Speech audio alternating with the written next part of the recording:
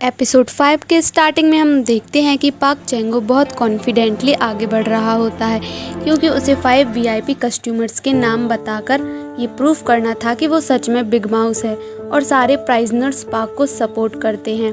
और वहीं दूसरी तरफ मेयर पाक के पास पहुंचता है क्योंकि वो उसे बताना चाहता है कि जो नाम उसने पाक को दिए हैं वो फेक नेम है, लेकिन गार्ड उसे कोई भी बात करने की परमिशन नहीं देता है और बोलता है कि आपको वार्डन से परमिशन लेनी होगी।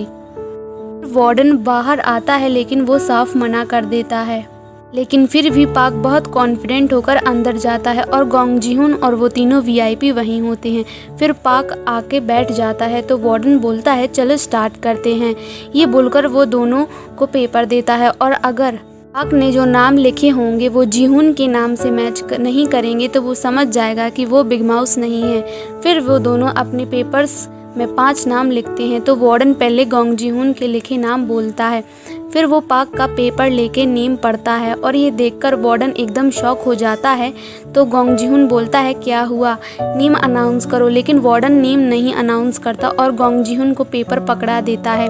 तो गोंग जी-हुन उसे रीड करता है और देखता है कि उसने जो नेम लिखे थे वो सेम है। इसका मतलब उन दोनों जो नेम लिखे थे वो सेम है, जिसे देखकर सब शॉक हो जाते हैं और वहाँ मेयर भी आ जाता है और ये देखकर मेयर भी काफ़ी शॉक हो जाता है और सोचता है कि ये सब क्या हो रहा है। फिर गोंग जी-हुन बोलता है अब चलो मेरे पैसे वापस दो। तभी पाक बोलता है तुम पहले ये प्रूफ करो कि तुमने मुझे पैसे दिए थे। गोंग जी-हुन बोलता है वो फंड मैनेजर जिसकी हेल्प से तुमने पैसे लिए थे उसे मैंने पकड़ लिया है और वो डिटेंशन सेंटर भेज दिया गया है तो स्टेटमेंट देने के लिए, और जब वो स्टेटमेंट देगा तो ये प्रूफ हो जाएगा कि तुमने मुझसे पैसे लिए थे और तुम गिल्टी प्रूफ हो जाओगे। ये बोलकर गोंग जी-हुन बहुत ज़्यादा हंसने लगता है। तभी वार्डन को कॉल आता है। वहीं दूसरी तरफ उस फंड मैनेजर का स्टेटमेंट लिया जाता है और उससे पूछा जाता है कि तुम बिग माउस से कब और कैसे मिले थे। फिर वो आदमी अपनी स्टोरी बताता है कि मैं बिग माउस से 5 साल पहले मिला था और मैं बहुत ज़्यादा परेशान था, जिससे मैंने सुसाइड करने का डिसीज़न लिया था और मुझे एक कॉल आया और वो मुझे इन्वेस्ट करने का ऑफ़र दे रहा था। मैंने उसकी बात मान ली, बिग माउस के लिए काम करने लगा। मैं उसके लिए पैसे मैनेज करता था और जितना भी प्रॉफिट होता था मैं उसे भेज देते था।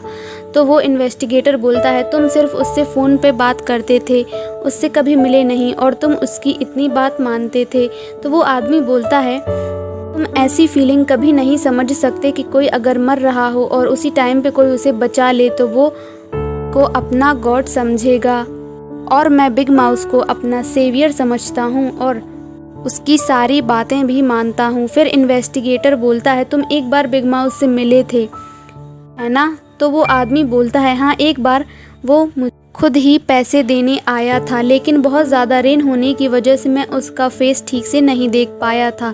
तो इन्वेस्टिगेटर पाक की फ़ोटो निकालकर उसे देता है और उसे बोलता है कि तुम बोलना कि तुमने इसे देखा था। तो वो आदमी बोलता है नहीं, वो ये नहीं था, तो मैं झूठ क्यों बोलूं? तो इन्वेस्टिगेटर बोलता है इसने प्रूफ किया है कि ये बिग माउस है और अगर तुम ऐसा कहोगे तो तुम्हें कोर्ट में ज़्यादा परेशानी नहीं होगी।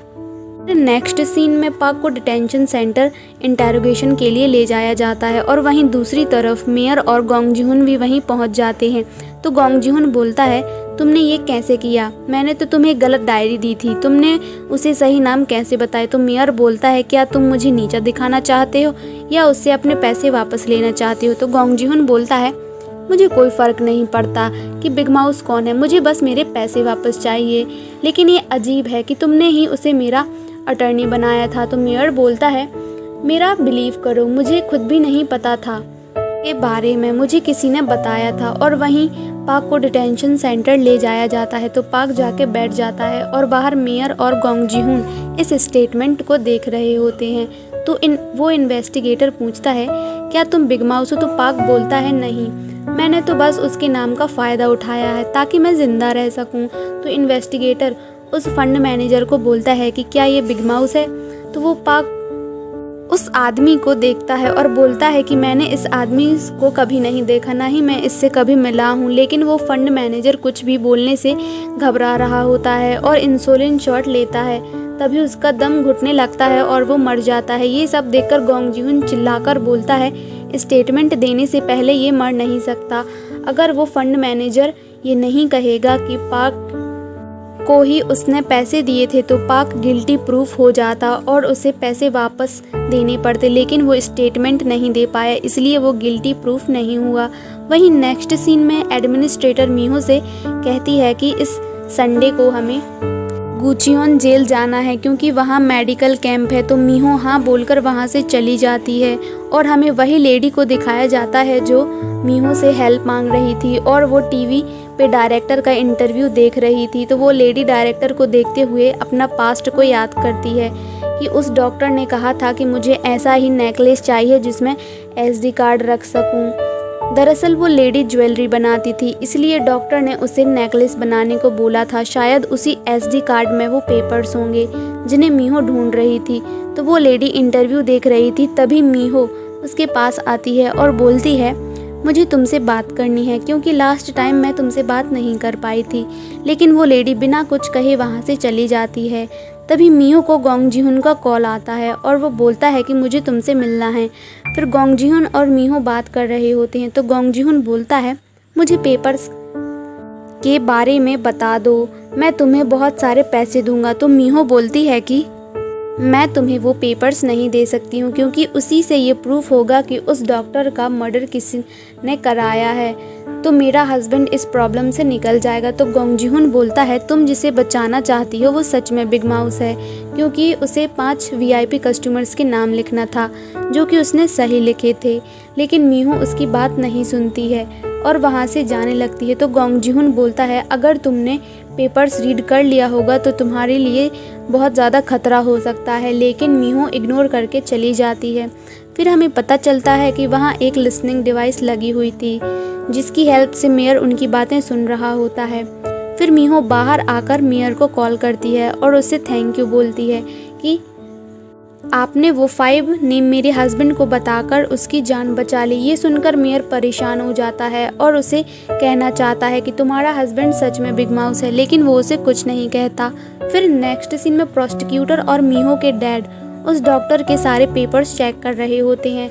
तभी उन्हें कुछ पेपर्स में फ़ोटो मिलती है कि वो फिशिंग के लिए जाता था, लेकिन उसकी फ़ोटो देखकर वो बोलते हैं कि उसने कोई भी फ़ोटो खुद से क्लिक नहीं की है बल्कि किसी और ने उसकी फ़ोटो खींची है जो कि उसका बेस्ट फ्रेंड हो सकता है जिसके साथ वो हमेशा फिशिंग करने जाता था। तो वो दोनों उस जगह पर जाते हैं जहाँ वो फिशिंग के लिए जाता था।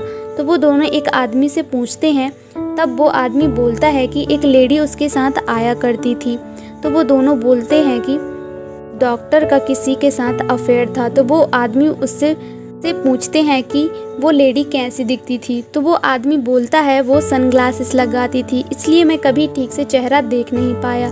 फिर नेक्स्ट सीन में पार्क उन VIP प्रिजनर्स के अगेंस्ट विन हो जाता है जिससे उसे 3 मिलियन वॉन मिल जाते हैं। तो वार्डन को वो पैसे देकर बोलता है अब तुम्हें मेरा साथ देना होगा, उन VIP प्रिजनर्स का नहीं। फिर नेक्स्ट सीन में मेयर पार्क से मिलने जाता है और उसे बोलता है कि तुमने मुझे इन सब में क्यों घसीटा। तो पार्क बोलता है मैंने तुम्हें इन सब में नहीं घसीटा, तुमने मुझे इस केस में इन्वॉल्व किया था। तो मेयर पार्क को बोलता है अब तुम क्या चाहते हो। तो पार्क बोलता है मैं शिकारी को अब खुद पकड़ूंगा और उसे मार दूंगा, तो क्या तुम मेरा साथ दोगे। तो मेयर बोलता है मुझे मीहो के लिए बहुत बुरा लग रहा है कि जब उसे पता चलेगा कि वो जिसे बचा रही है वो सच में बिग माउस है। ये सुनकर पार्क मेयर को गुस्से से बोलता है मेरी वाइफ का नाम अपनी ज़ुबान पर मत लाना, मैं उसका ध्यान खुद रख लूँगा। ये कहकर पार्क वहाँ से चला जाता है। ये सब वार्डन कैमरे में देख रहा होता है। फिर नेक्स्ट सीन में मीहो रात में हॉस्पिटल में ड्यूटी कर रही थी तो उसे लगता है कि कोई यहाँ है। तो वो छुपकर देखती है तो उसे पता चलता है कि वहाँ एडमिनिस्ट्रेटर है जो पेशेंट का ब्लड सैंपल लेकर सप्लाई रूम जा रही होती है। तो मीहो भी उसके पीछे जाती है लेकिन वहाँ एडमिनिस्ट्रेटर नहीं होती।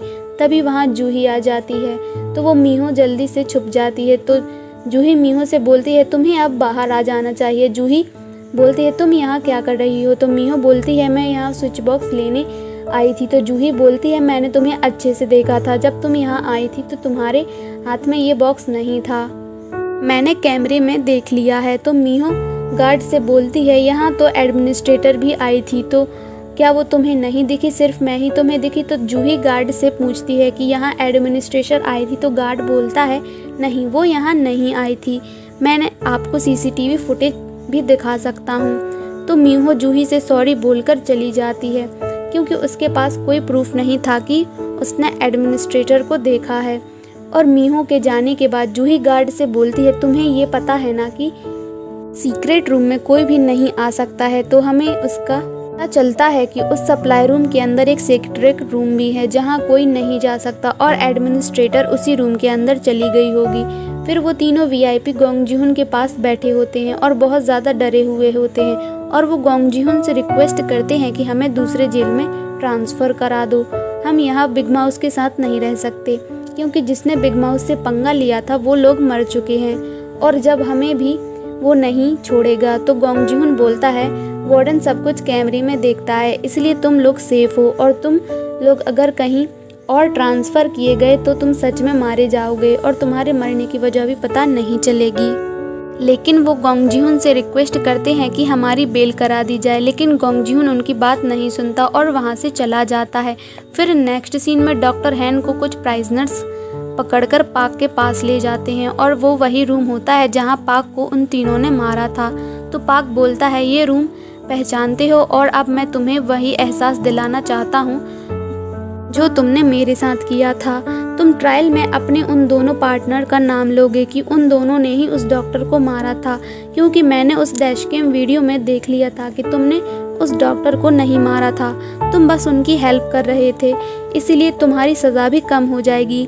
लेकिन डॉक्टर हैन उनकी बात नहीं मानता है तो पाक उसे रस्सी से बांधता है और उसे लटका देता है। ये सब देखकर जेरी काफ़ी शॉक हो जाता है कि पाक कितना निर्दयी है।